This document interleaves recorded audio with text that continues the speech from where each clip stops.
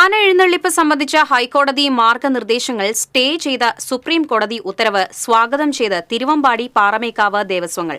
അതേസമയം നിയമനിർമ്മാണം എന്ന ആവശ്യത്തിൽ ഉറച്ചു നിൽക്കുന്നതായും ദേവസ്വങ്ങൾ. ആന എഴുന്നള്ളിപ്പിൽ കർശന നിർദ്ദേശങ്ങൾ പുറപ്പെടുവിച്ച ഹൈക്കോടതി ഉത്തരവിനെതിരെ പാറമേക്കാവ് തിരുവമ്പാടി ദേവസ്വങ്ങളാണ് സുപ്രീം കോടതിയെ സമീപിച്ചത്. ഇരു ദേവസ്വങ്ങളുടെയും വേലകളും പൂരവും അടുത്തിരിക്കെയുണ്ടായ വിധി ഏറെ ആശ്വാസവും സന്തോഷവും നൽകുന്നതാണെന്ന് പാറമേക്കാവ് ദേവസ്വം സെക്രട്ടറി ജി രാജേഷ് പറഞ്ഞു.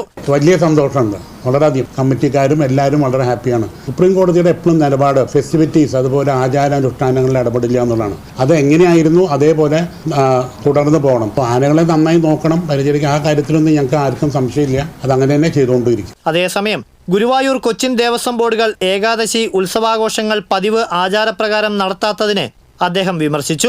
ഇവിടുത്തെ വിശ്വാസികൾ മുഴുവൻ വലിയ സങ്കടത്തിലായിരുന്നു തൃപ്പൂണിത്തുറ ഉത്സവം അലങ്കോലപ്പെടുത്തിയതിനും അതുപോലെ തന്നെ ഗുരുവായൂർ ഏകാദശിക്ക് അകമ്പടി ആനകളും പോലും ഇല്ലാണ്ടാണ് എഴുന്നള്ളിച്ചത്.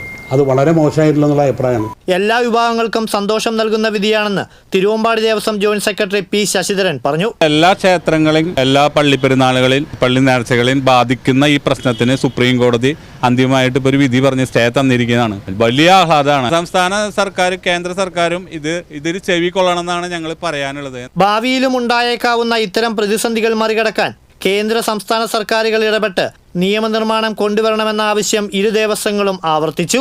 ഈ ആചാരങ്ങളും അനുഷ്ഠാനങ്ങളും നിലനിൽക്കാനായിട്ട് ഒരു ബില്ലിൻ്റെ പാസ്സാക്കണം. ഒരു കേന്ദ്ര സർക്കാരിൻ്റെ ഒരു ബില്ല് കൊണ്ടുവന്ന് അത് പാസ്സാക്കണം എന്നുള്ളതാണ് ഞങ്ങളുടെ ആവശ്യം.